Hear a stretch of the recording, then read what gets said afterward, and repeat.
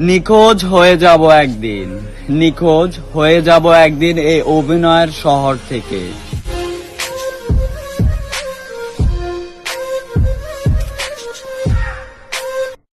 1971 সাল আমি গর্বিত, আর 2020 সাল আমি লজ্জিত।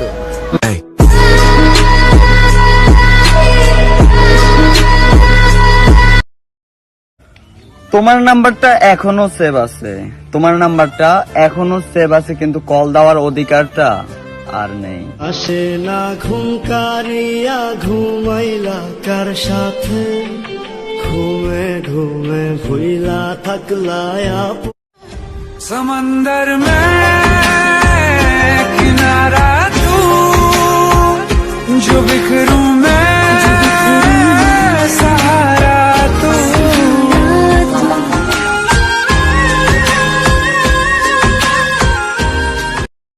সময় সময়ের কথা বলবে, আজকে তোমার, তুমি উড়াচ্ছ, কালকে আমার হবে, কালকে আমার হবে, তখন কি করবে? আমি তো আগুন জ্বালাবো।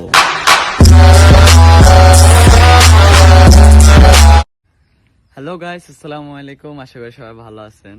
আজকে হয়তো আমাকে অন্যরকম দেখতেছেন, চুল কালো।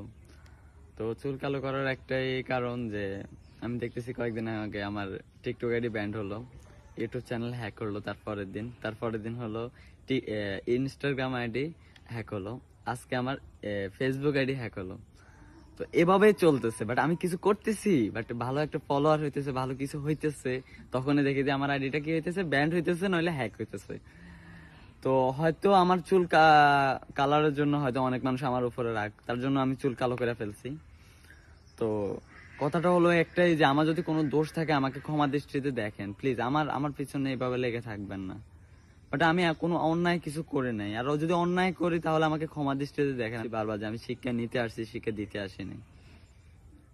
সো আমি আর বেশি কিছু বলবো না। যদি আপনাদের ভালোবাসা পাই তাহলে আমি সামনে ভালো কিছু করার চেষ্টা করব, অবশ্যই সব নিউ অ্যাকাউন্ট খুলবো। তো এখন আপাতত আমার কোনো ইউটিউব চ্যানেল নাই, যেটা আসলে ওইটা হ্যাক করছে আমার একটা বড় ভাই, যারা দিয়ে আমি খোলাইছি সে করছে এটা। তো সবাই